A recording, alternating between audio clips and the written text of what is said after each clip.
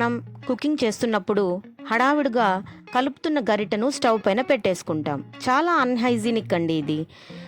ఇలాంటి spoon rest ఉందనుకోండి, కలుపుతున్న గరిటెను చక్కగా ఇలా ప్లేస్ చేసుకుంటే హైజీనిక్గా ఉంటుంది. ఇప్పటికిప్పుడు అందరి దగ్గర ఇలాంటి స్పూన్ రెస్ట్లు ఉండవు కదండి. అలాంటప్పుడు ఏం చేయాలంటే, మన దగ్గర ఇంట్లో ఉండే ఒక స్టీల్ ప్లేట్ స్టవ్ పక్కన పెట్టేసుకుంటే, స్పూన్ని దాని మీద ప్లేస్ చేసుకుంటే డర్ట్ అతుక్కోకుండా చక్కగా ఉంటుంది. ఈ స్టెయిన్లెస్ స్టీల్ స్పూన్ రెస్ట్ ఆన్లైన్లో కొనుక్కున్నానండి.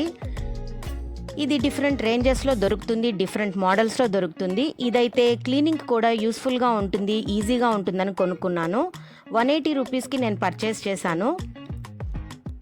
చూశారు కదా, ఇది మీకు యూస్ఫుల్ అవుతుంది అనుకుంటున్నాను. Tip number 2, how to protect rice and dal from germs.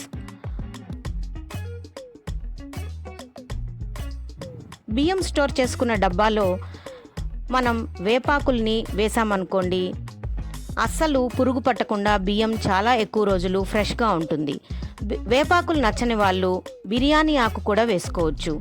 Bay leaf అంటాం కదండి, అలాంటి ఆకులను కూడా వేసుకొని రైస్ని ప్రొటెక్ట్ చేసుకోవచ్చు.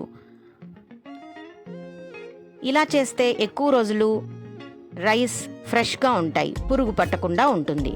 అలాగే పప్పు స్టోర్ చేసిన డబ్బాల్లో కూడా బిర్యానీ ఆకు కానీ వేపాకులను కానీ వేస్తే పురుగు పట్టకుండా పప్పు ధాన్యాలు, పిండి కూడా మైదా పిండి, గోధుమ పిండి ఇలాంటివి కూడా ఎన్నో రోజులు పురుగు పట్టకుండా ఫ్రెష్గా ఉంటాయి.